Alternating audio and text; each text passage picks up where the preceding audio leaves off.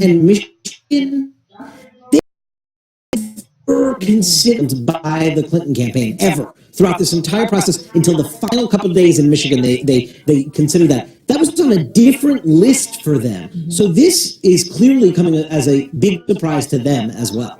A major blunder on the part of the Clinton Clinton campaign, Dana. No question. And to be fair, the Republicans didn't even realize how big of a wave they had on their hands. One that it seems, and we'll talk about this later, that Donald Trump seems to have coattails in the U.S. Senate and in the House of Representatives. Republicans are just, winning across the board and doing quite well.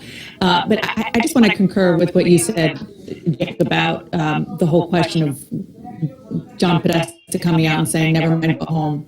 We'll talk to you in the morning." I mean, that's just not. I get she's human, just like you said. I completely understand. But I agree that if the tables were turned and if Donald Trump were waiting for one more state and he said, "Never mind, I'm not going to come out," or suggested that no question, and to be fair, congratulations, Republicans, Madam President-elect, if the tables were turned, didn't even realize how big of a weight the Democrats would be screaming from the rooftops. And this is different than 2000. You remember in 2004, it all came down to Ohio, and John Kerry did not come out, but the entire election was hanging on that one state. Right. There are enough states out here to put Donald Trump over 270 that it is surprising to me that they are not waiting that out, because it's not like the entire on one state that just doesn't look like it will get projected. Outstanding. We have New Hampshire, we have Maine, we have Pennsylvania, we have Wisconsin, we have Michigan, we have Arizona. I mean, one of them, right? I mean, not including New Hampshire, which is only 4 electoral votes, but I mean, he needs one of those bigger states. I mean, this thing's almost. And he's leading in several of them. This thing's almost done. Yeah, I want to go to Sarah Murray over at headquarters of the New York Hilton Hotel in New York.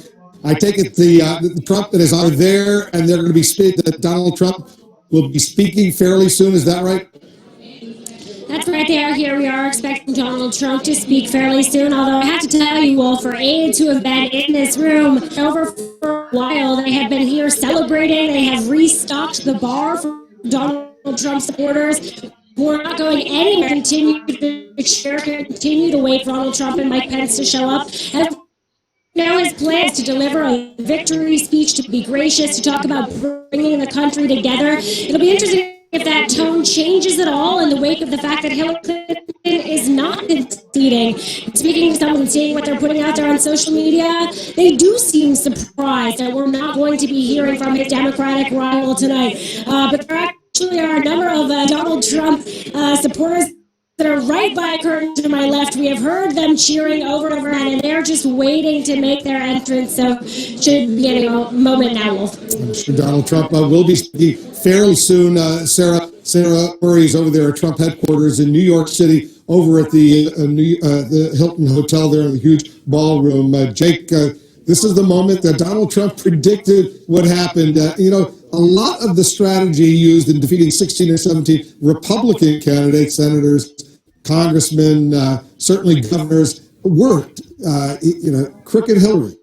He used to call his opponents in the Republican primary by a name as well that seemed to have resonated with a lot of folks. It worked, and I don't know how much of Donald Trump's success is because of that behavior or despite that behavior, and I'm sure that there will be many studies, research, and data about this.